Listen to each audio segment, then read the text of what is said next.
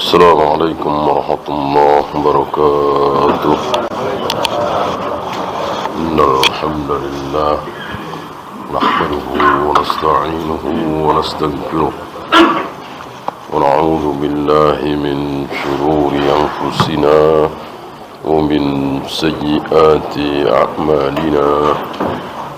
من يهده الله فلا مضل له ومن يضلل فلا هادي له.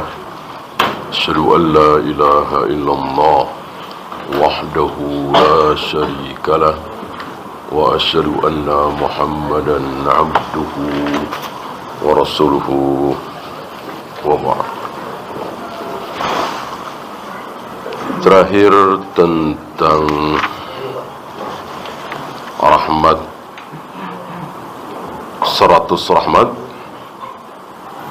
yang hanya satu yang Allah turunkan di muka bumi ini. 99 rahmat Allah simpan dan Allah akan berikan kepada sedikit sekali manusia, karena yang masuk surga sangat-sangat sedikit. Sekarang kita lanjut 421.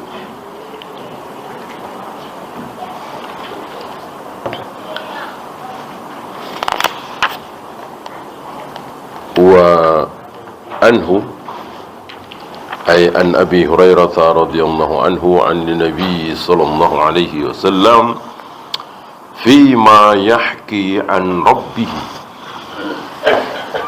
Dari Abu Hurairah dari Nabi sallallahu alaihi wasallam dalam apa yang beliau riwayatkan dari Rabbnya, dari Allah. Berarti hadis ini adalah firman Allah, tapi tidak ada di dalam Al-Quran. Namanya hadis Qudsi.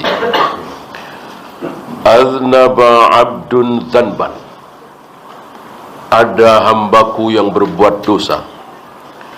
Faqal, lalu hambaku berdoa, Allahumma gfirli dhambi, ya Allah ampuni dosaku.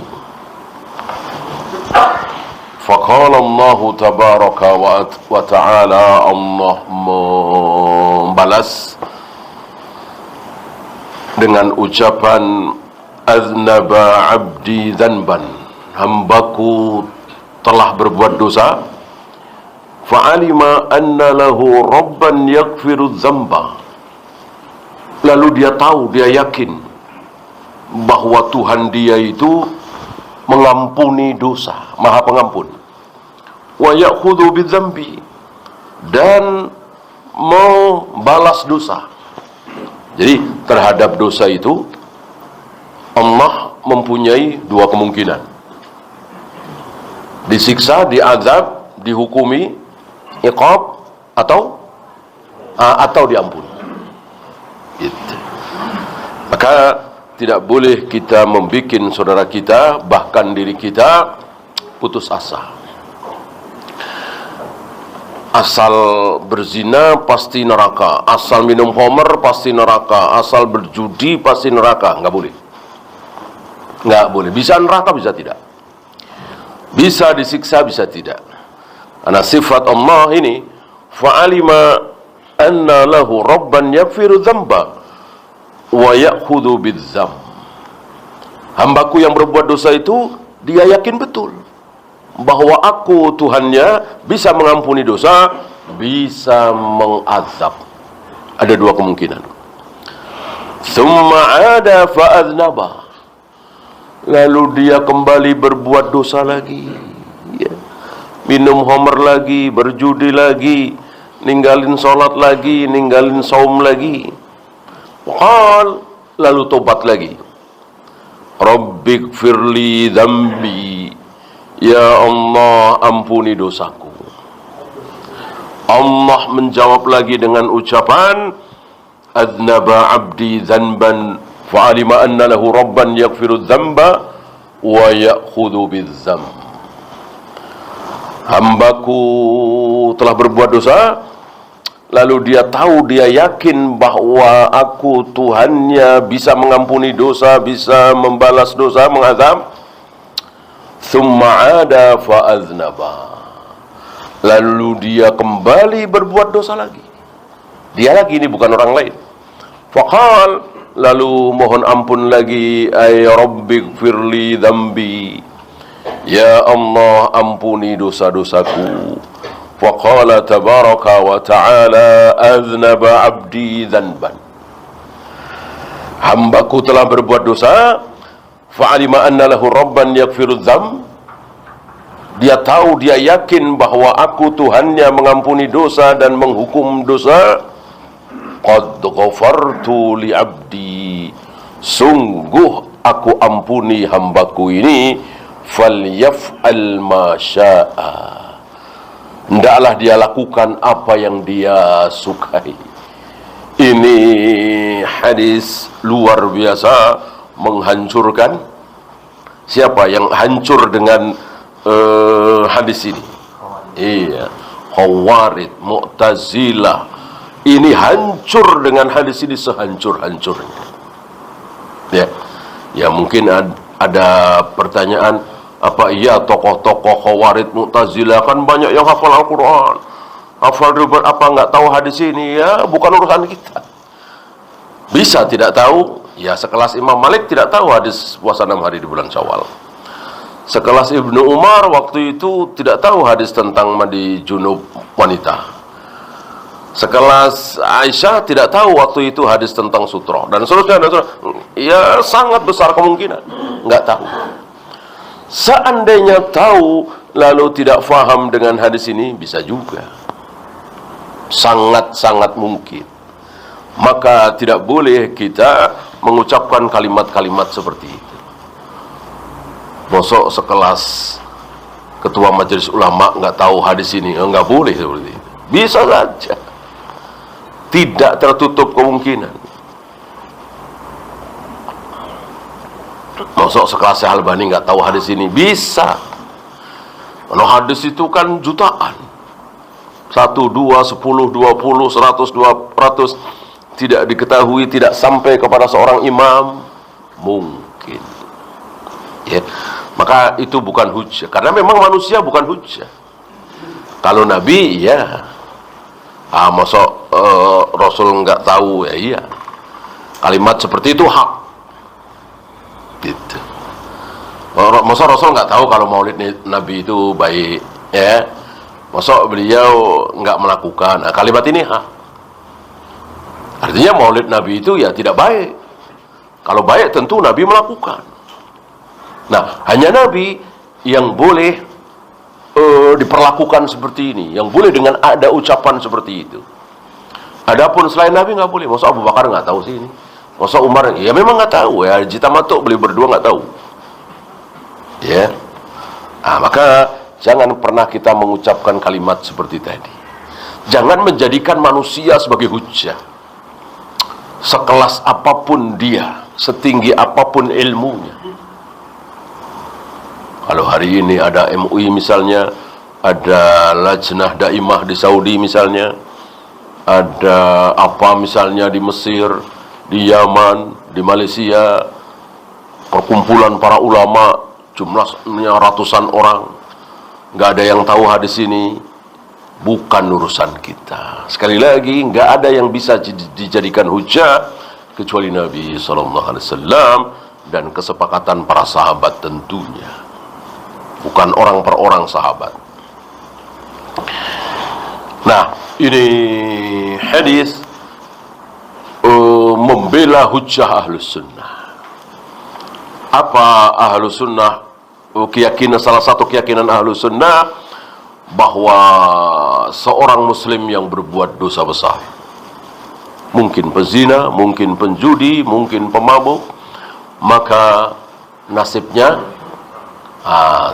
tahtal masyiah, istilahnya tahta masyiatillah, terserah Allah. Muslim ya, mukmin ya, bukan Buddha, Hindu, Konghucu, Yahudi, Nasrani, kafir, bukan. Muslim.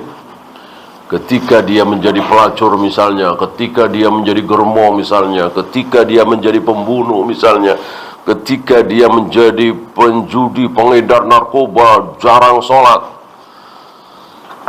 dia tahta masyiatillah, insya'a azabahu wa insya'a ghafara lahu.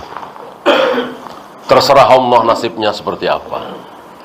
Kalau Allah mau, Allah siksa dia karena memang berdosa.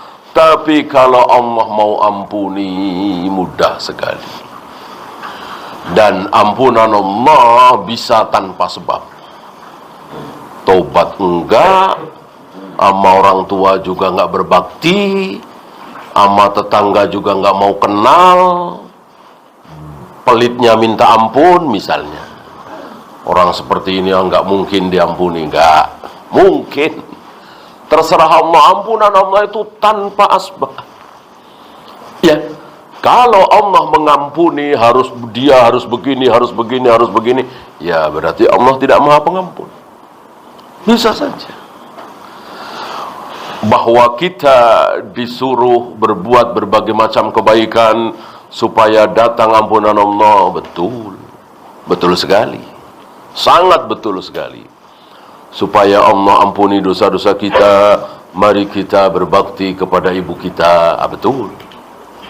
Supaya Allah ampuni dosa-dosa kita yang menumpuk menggunung ini, mari kita banyak sedekah. Betul sekali.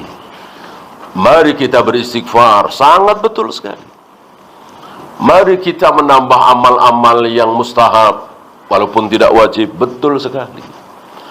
Tapi jangan pernah ada keyakinan kalau itu semua tidak dilakukan, Allah tidak akan mengampuni. Itu Khawarij, itu Mu'tazilah. Artinya kemungkinan itu pasti ada.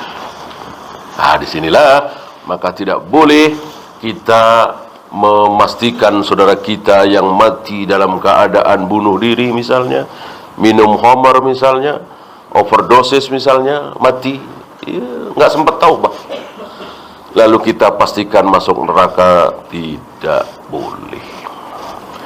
Ya, muttafaqun alaih fikul hadis. Ada 4 di sini. Yang pertama,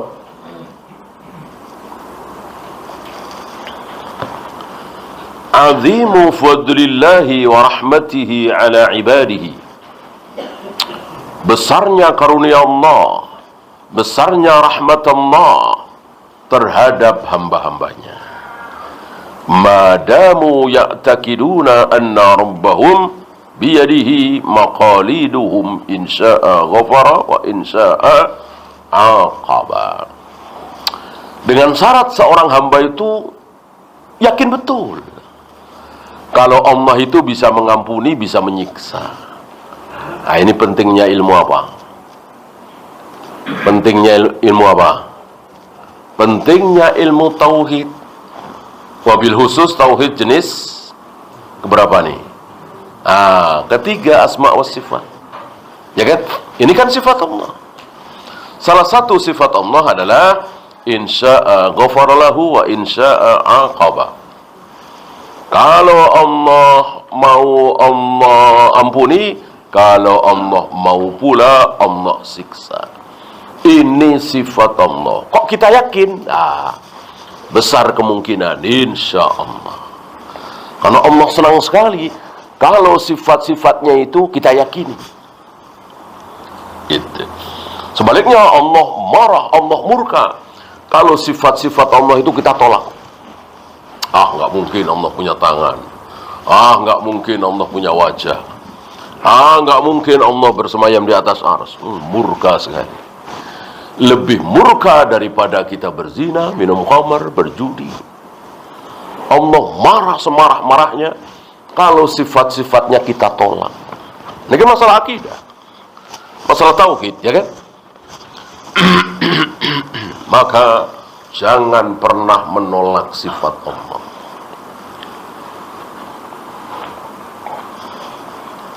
Walaupun tujuannya baik, seperti saudara-saudara kita Asy'ariyah, Maturidiyah, tujuannya baik. Katanya ingin mensucikan Allah, gitu. Supaya Allah itu tidak seperti manusia. Sebab kalau Allah punya tangan, punya jari, punya wajah, turun, naik. Nah, itu kayak manusia. Kan tujuannya baik. Nah, dari sini tegaklah ucapan Ibnu Mas'ud. Apa?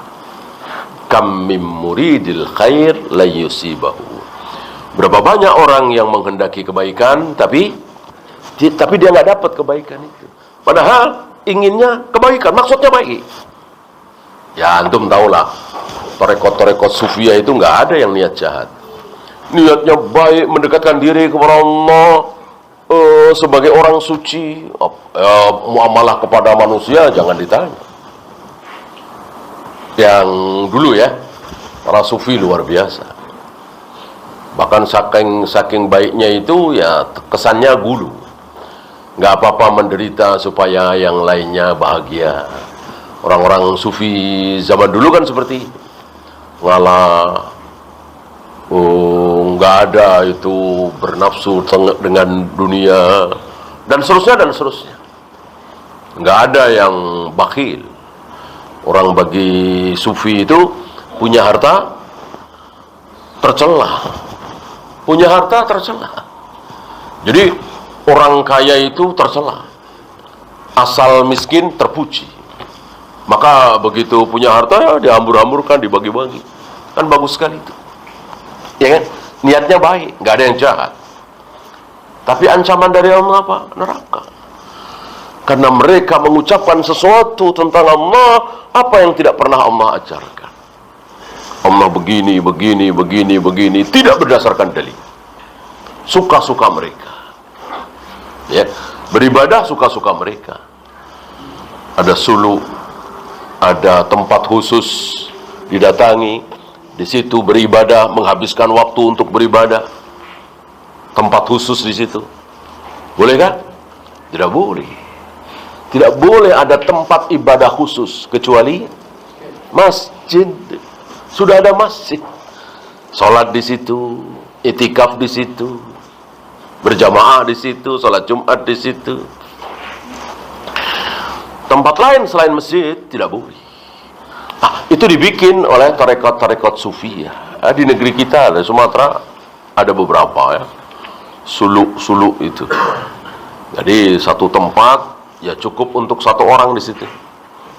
Salat di situ, tidur di situ.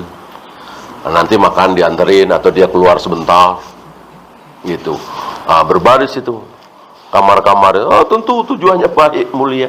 Orang beribadah memutuskan dirinya dengan hubungan dunia ya kan, nggak ketemu siapa-siapa.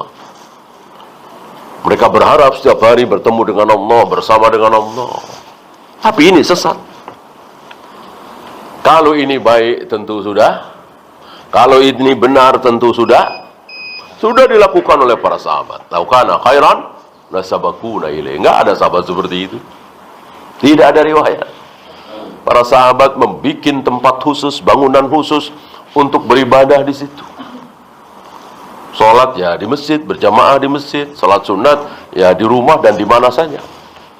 Bahkan disunahkan bagi kita untuk memperbanyak saksi. Kadang salat di sini, kadang di sini, salat sunat ya. Salat wajib di masjid.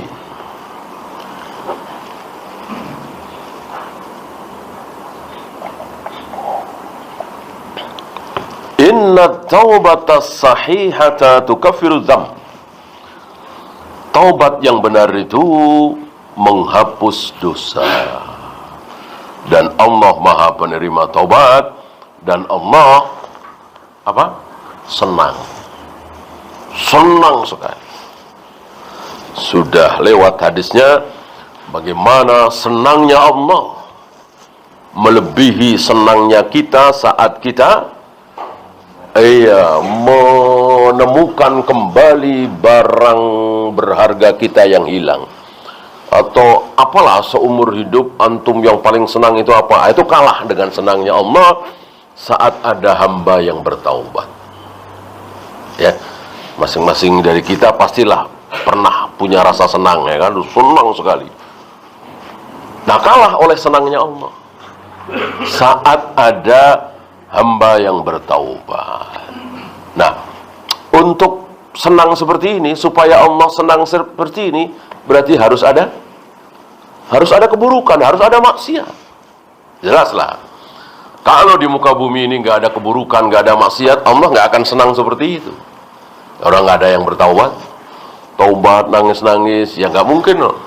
Orang dia belum pernah berzina, belum pernah minum khamr, berjudi, belum pernah ninggalin sholat, pokoknya selalu berbuat baik misalnya. Ada yang seperti itu. Atau taruhlah manusia seperti itu, ya Allah nggak akan senang. Disinilah jawaban dari pertanyaan, kenapa sih Allah ciptakan babi? Ya nggak usah dilarang babi, udah nggak usah diciptakan aja. Orang filsafat kan seperti itu. Kenapa sih Allah ciptakan narkoba? Allah ciptakan pelacur, Allah ciptakan penjudi, Allah ciptakan pembunuhan. Jawabannya ini, Allah menciptakan berbagai macam keburukan karena Allah menyukai sesuatu. Yang sukanya Allah itu nggak mungkin terjadi kalau nggak ada keburukan. Antum masih ingat bahwa Allah menyukai pasukan yang bersaf-saf, ka'annahum bunyanun marsus, seperti bangunan yang tersusun rapi. Ya, mau ngapain pasukan ini? Siap mati demi membela agama Allah. Untuk ada pemandangan seperti ini, Allah harus menciptakan pasukan kafir. Harus ada orang kafir. Kalau nggak ada orang kafir, nggak akan terjadi pemandangan seperti ini. Begitu kira-kira. Sudah diatur semua oleh Allah. Oleh karena itu nantinya ada surga, ada neraka. Kan begitu. Tahulah kita jawabannya. Kenapa Allah ciptakan iblis? Kenapa Allah ciptakan setan?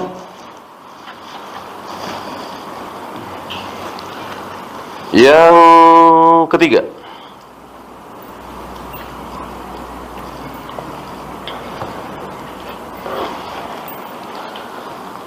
wal mu'minu billahi ta'ala yasfu qalbahu bitaubati wa ya'malu bi'afwi rabbih.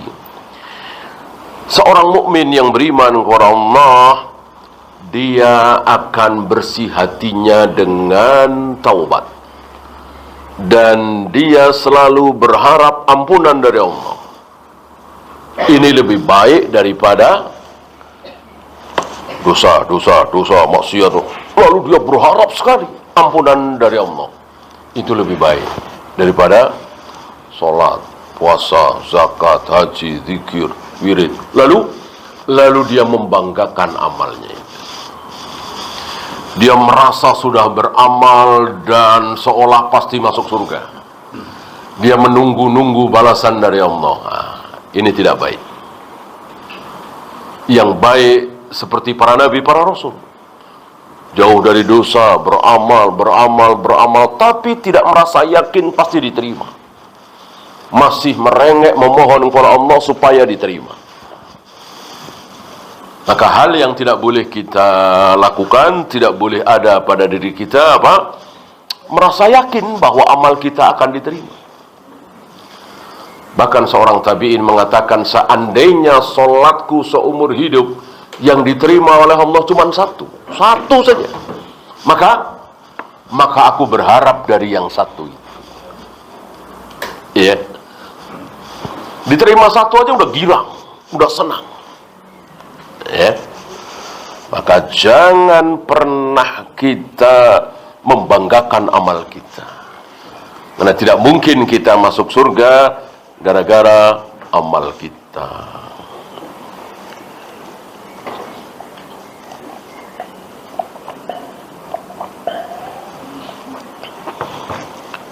Yang terakhir, hadzal haditsu dalilun ala annahu law taqarrara adh-dhanbu mi'ata marratin. Hadis di atas merupakan dalil bahwa seandainya seorang hamba berbuat dosa ratusan kali, mengulang lagi, bertaubat, mengulang lagi, bertaubat, mengulang lagi, maka qubilat taubatuhu, tetap diterima, tetap Allah senang. Tidak berkurang senangnya Allah melihat taubat kita yang ke-50 kali, taubat kita yang 60 kali, bahkan taubat kita yang 1000 kali. Allah tidak pernah salah satu sifat yang tidak mungkin ada pada diri Allah bosan. Kalau Allah beda perasaannya atau berkurang senang, berarti Allah bosan dong. Seperti kita, kalau kita hampir dipastikan bosan, nggak usah ratusan kali, ribuan kali, 10 kali, nggak usah, 3 kali aja dah. Kita punya bawahan, kita punya pembantu, salah, minta maaf, kemudian salah lagi dengan kesalahan yang sama, mecahin piring yang mahal misalnya, ini pecah lagi, yang mahal lagi, yang kedua udah beda, yang ketiga udah bosan gitu. Ya, itulah kita. Allah tidak seperti itu. Mau ratusan kali, mau ribuan kali, rasa senangnya Allah tidak berkurang ketika kita bertaubat. Ya, maka bukan sesuatu yang salah ketika kita bertaubat. Kemudian namanya manusia, pergaulan luar biasa ya, mohon ampun lagi, lalu mengulang lagi, mohon ampun lagi. Ini bukan sesuatu yang tercela. Kan ada syubhat di masyarakat awam bahwa kalau sampai 3 kali, kalau sampai ada yang bilang 5 kali, Allah nggak mau terima lagi. Ini batil sebatil-batil. Ya, maka ada, karena berawal dari sesuatu yang salah, maka mendatangkan kesalahan berikutnya.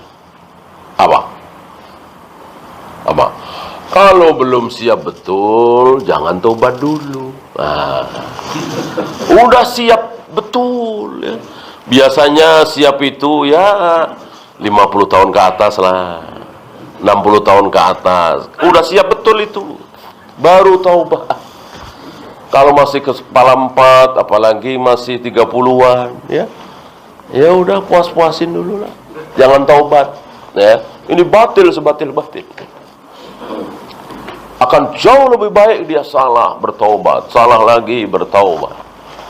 Dan ketika bertaubat tentu betul-betul mohon ampun kepada Allah dan bertekad tidak akan mengulang lagi. Akhirnya mengulang lagi, ya taubat lagi. Sifat manusia seperti itu. Apalagi kita bukan nabi, bukan rasul.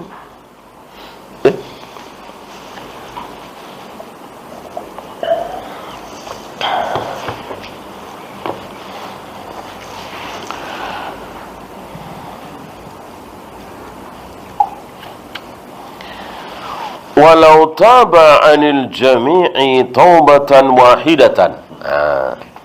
Seandainya seseorang bertobat dari seluruh dosa, sahhat taubatuhu, itu sah. Jadi nggak harus satu-satu, Ya Allah, saya bertobat dari zina. Besoknya lagi, ya Allah, saya bertobat dari khamar. Ya Allah, saya bertobat dari judi. Keseluruhan boleh, sah insyaallah. Ya, kita lanjut 422. Wa anhu, ay an Abi Hurairah radhiyallahu anhu qala Rasulullah sallallahu alaihi wasallam, walladzi nafsi biyadihi, demi zat yang jiwaku berada di tangannya. Ini berkali-kali Rasulullah mengucapkan seperti ini. Dan Rasulullah mengucapkan seperti ini didengar oleh para sahabat. Dan para sahabat, terutama Abu Hurairah, sering menirukan. Walladzi nafsu Abi Hurairah biyadihi, demi zat yang jiwa Abu Hurairah ada di tangannya. Ya. Ini menunjukkan Rasul dan para sahabat serta ulama salaf yakin betul bahwa Allah punya tangan. Dan nggak ada yang bahas seandainya ini kiasan, seandainya itu bukan tangan secara hakikat, tentu akan dijelaskan oleh Nabi. Nggak ada Nabi menjelaskan seperti itu. Maka betul-betul Allah punya tangan. Hanya tangan Allah seperti apa, sebesar apa, seperti tangan siapa, dan seterusnya. Tidak mungkin ada yang tahu, jangan dibahas. Disitulah muncul nasihat para ulama terhadap sifat-sifat Allah seperti ini, punya tangan, punya wajah, dan seterusnya. Jangan ditakwil, jangan ditafwid, jangan ditaktil, jangan ditamsil. Ada 5 ya yang tidak boleh kita lakukan. Artinya, imani apa adanya, persis seperti apa kata Allah dan Rasulnya. Demi zat yang jiwaku ada di tangannya, laulam tuznibu, seandainya kalian semua tidak ada yang berbuat dosa. Jadi manusia di muka bumi ini benar semua, sholat semua, saum semua, enggak ada yang berbuat dosa misalnya, ya. Maka Allah mau apa tidak? Allah nggak mau. Allah tidak mau punya hamba semuanya baik semua, soleh semua, seperti para nabi, para rasul semua. Allah tidak mau. Lah kenapa nggak mau? Bukannya baik? Ya terserah Allah. Orang Allah nggak mau. Kan kehendak itu ada syariah, ada kauniyah. Kalau syariah iya, kauniyah, secara kauniyah Allah nggak mau. Allah nggak mau iblis sujud kepada Adam, nggak mau secara kauniyah. Buktinya nggak mau. Kalau secara kauniyah Allah mau menghendaki, ya pastilah iblis mau sujud. Ya, Allah nggak mau seluruh manusia di muka bumi ini muslim semua. Ya. Bahkan tidak ada yang berbuat dosa. Seandainya itu terjadi, seandainya manusia di muka bumi ini benar semua, soleh semua, la zahaballahu bikum, Allah matikan kalian semua. Ya, udah habis mati. Wala jaa biqaumin yudhnibun, Allah datangkan generasi berikutnya, satu kaum yang berbuat dosa. Lalu fayastaghfiruna Allah, lalu mohon ampun kepada Allah. Itu yang Allah sukai. Kalau semuanya tidak ada yang berbuat dosa, baik semua, soleh semua, bertakwa semua, justru Allah tidak mau. Fayaghfiru lahum, lalu Allah mengampuni mereka.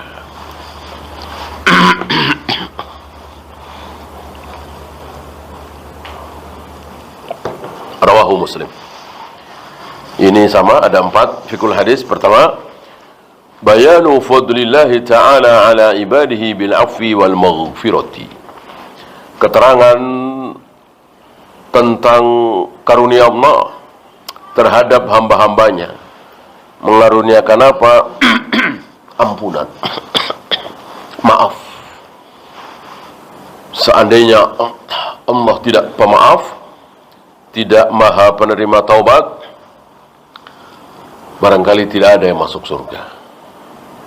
Ya. Dan di antara kita tidak ada yang tidak berbuat dosa. Alhamdulillah, Allah maha pengampun. Kullu ibni Adam khata, seluruh anak Adam pasti pernah berbuat salah. Ya, jangankan kita, para nabi, para rasul pernah berbuat salah? Pernah. Nabi Yunus pernah meninggalkan kaumnya. Nabi Musa pernah memukul orangnya Fir'aun lalu mati. Ya. Rasulullah SAW pernah bermuka masam kepada seorang buta Ibnu Ummi Maktum. Pernah mengucapkan iya tanpa insya Allah. Nabi Ibrahim pernah berbohong walaupun dengan cara tauriah, dan seterusnya dan seterusnya. Hanya para nabi, para rasul ketika salah langsung ditegur, langsung diluruskan dengan wahyu. Adapun kaum muslimin yang bukan nabi, bukan rasul, salah, Allah diamkan, suruh mikir sendiri atau saling menasehati. Pak, salah itu Pak, yang benar begini. Nah, begitu. Seorang kaum muslimin sifatnya kan seperti itu, tawassaw bil haq, tawassaw bis sabr. Gitu ya. Nah, adapun orang-orang kafir enggak merasa dan Allah biarkan. Maka orang-orang kafir salah enggak ada ditegur, ya. Gempa, banjir, apalagi miskin, udah biarin aja. Karena memang kafir. Biarkan saja sampai pada waktunya nanti baru diazab seazab-azabnya. Kalau kaum muslimin enggak, salah nih, banyak berbuat bid'ah ini, banjir, banyak yang tenggelam, akhirnya syahid diampuni, ya, dibantai oleh Yahudi sebagaimana hari ini, ya. Hasilnya apa? Insya Allah surga, gitu. Karena Allah sayang kepada kaum muslimin. Walaupun banyak yang berbuat maksiat, banyak yang berbuat bid'ah, tapi masih muslim, masih dicintai oleh Allah.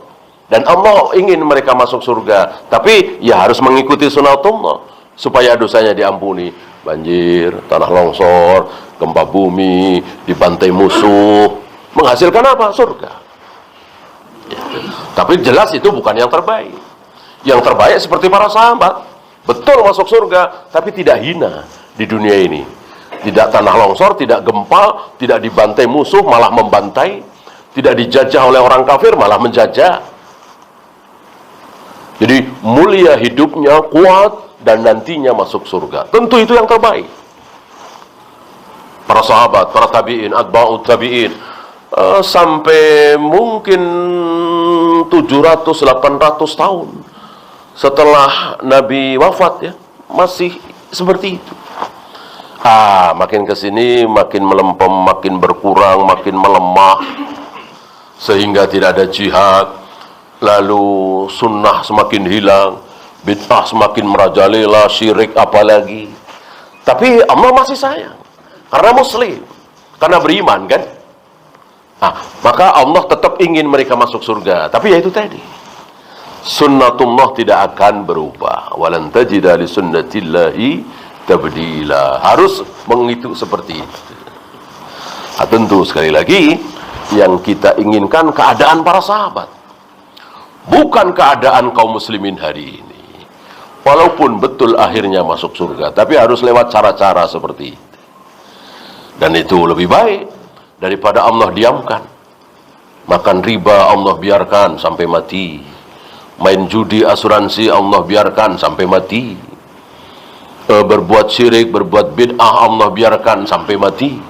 Lebih baik kena musibah-musibah seperti itu, kan jadi mati syahid, jadi mengampuni, jadi menghapus dosa-dosa. Kan sebid'ah-bid'ah seorang muslim ketika tertimpa musibah, astagfirullah, ya Allah, ingat Allah, mohon ampun kepada Allah. Akhirnya Allah ampuni, walaupun dia melakukan berbagai macam kesalahan. Fa'alal abdi an yusari'a ilal istighfari wat taubati. Maka seorang hamba harus bersegera untuk beristighfar dan bertaubat. Jangan ada rencana, ya. Jadi mohon ampun itu, bertaubat itu jangan ada rencana, ya. Ntar sore-sorean dikit, ya, jam 5-an, setengah 6, ya, istighfar, taubat. Jangan. Kita berdosa nih habis asar atau sebelum asar, ya, udah langsung astagfirullah, mohon ampun kepada Allah. Jangan sore-sorean dikit, ya, atau jangan tua-tuaan dikit. Sesuatu yang tidak boleh ditunda itu taubat, harus disegerakan. Mungkin antum masih ingat ada berapa itu, 4 atau 5 selain taubat, apa yang juga harus disegerakan? Membayar hutang, cepet-cepet, ya. Ada duit nih, udah cepet, Jangan, ntar dah. Nah, buat ganti mobil dulu. Jangan, langsung. Bismillah, insya Allah. Gitu. Apalagi? Berbuka? Berbuka puasa. Langsung. Begitu antum tahu matahari sudah tenggelam, Korsus Syam, antum yakin maghrib sudah tiba, segera. Jangan ditunda.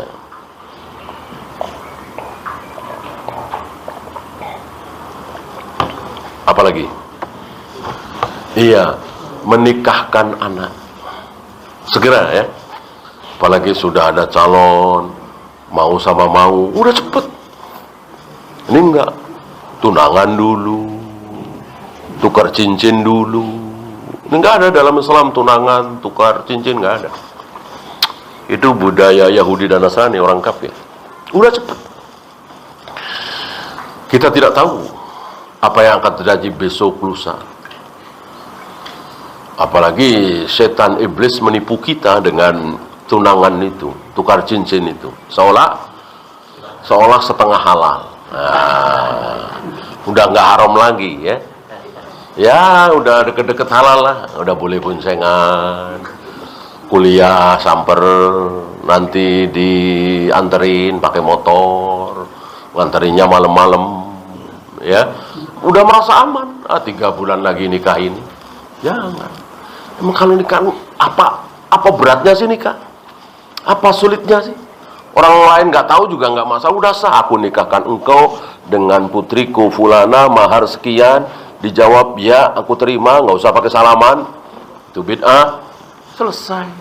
Kok cuma begitu doang? 3 bulan lagi, 4 bulan lagi, aneh. Kan? Ya kalau pestanya mungkin. Kalau pestanya mungkin. Ya mungkin nunggu gedung kosong, pada ngantri, apalah masalah teknis ya. Kalau ini kan gampang sekali, aman dari godaan setan, ya kan. Nah, satu lagi menguburkan mayat. Ini pun disuruh segera. Bisa 5 jam bagus, 4 jam lebih bagus, 3 jam lebih bagus, ya. Tidak ada kaidah supaya yang menyolatkan banyak ditunggu, nggak ada. Ya, beberapa orang cukup. Nggak ada kaidah seperti itu. Apakah setiap sahabat yang meninggal pasti banyak yang menyolati? Tidak. Tidak ya.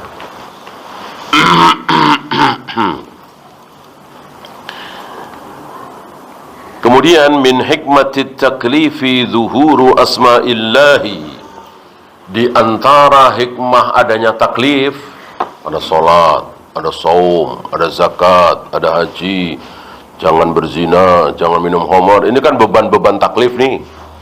Nah, salah satu hikmahnya apa? Dan ini Allah senangi, zuhuru asma'i. Nampak nama-nama Allah itu, sifat-sifat Allah itu nampak dari sholat, dari saum, dari baca Al-Quran, dari keadaan seperti ini, ya seperti ini. Jadi nampak bahwa Allah itu betul-betul Ghaffar, bukan Ghafir lagi. Kalau Ghafir kan tidak ada tambahan huruf. Kita tahu dalam bahasa Arab ziyadatul huruf, ziyadatul makna. Ghafir cuma sekedar isim fa'il, pengampun. Ghaffar lebih lagi pengampun. Istilah kita maha pengampun. Ya. Nah, kalau tidak ada hal-hal seperti ini, nggak nampak bahwa Allah itu maha pengampun. Ya bayangkan, gimana tidak pengampun? Antum mau meragukan Allah maha pengampun, sementara antum tahu tentang hadis bitokoh. Luar biasa ini. Hadis bitokoh ini pun menghancurkan Khawarij dan Mu'tazilah. Hadis bitokoh. Tidak ada kebaikan satupun kecuali syahadat. Ya berarti belum pernah sholat, belum pernah saum, belum pernah baca Al-Quran, belum pernah sedekah. Dan ada itu. Sementara 99 gulung catatan dosa itu luar biasa sejauh mata memandang. isinya dosa semua. Tapi Allah ampuni. Kenapa? Karena Allah Maha Pengampun. Bukan karena dia anu, enggak. Karena Allah betul-betul Maha Pengampun. Terserah Allah. Yang terakhir, laisa fil hadisi tahridun ala fi'lil ma'siyati. Hadis di atas bukannya memberi semangat untuk berbuat maksiat, memberikan kebebasan untuk berbuat maksiat, karena ada kalimat falyaf'al ma syaa, lakukan apa yang dia kehendaki. Ya, aku akan ampuni. Seorang yang berilmu, seorang yang bertakwa, dan dalam hal ini dicontohkan oleh para nabi, para rasul yang sudah dijamin ampun, justru semakin jauh dari dosa, semakin takut untuk berbuat dosa. Ya. Nah, lihat para sahabat. Ya. Lihat para sahabat, kan para sahabat yang paling pertama tahu hadis ini. Kita semua, Imam Syafi'i, Imam Bukhari belum pada lahir, para sahabat sudah tahu hadis ini. Tapi bagaimana keadaan para sahabat? Fa innahum kanu yafirruna ilal jibal. Para sahabat itu ingin tinggal di puncak gunung. Wa ya'tazilul hayata wa na'imaha, meninggalkan kehidupan dunia, kenikmatan dunia. Min shiddati khaufihim, karena mereka sangat-sangat takut. Ya. Padahal tahu hadis ini. Nah, maka tidak boleh ya kita menyembunyikan ilmu. Karena orang-orang yang takut dengan membaca hadis-hadis seperti ini bukan berarti kemudian menjadi berani berbuat dosa. Ya, itu saja. 4, 2, 3 semakna, makanya beliau tidak menurunkan fawaid. Ada pertanyaan, silakan.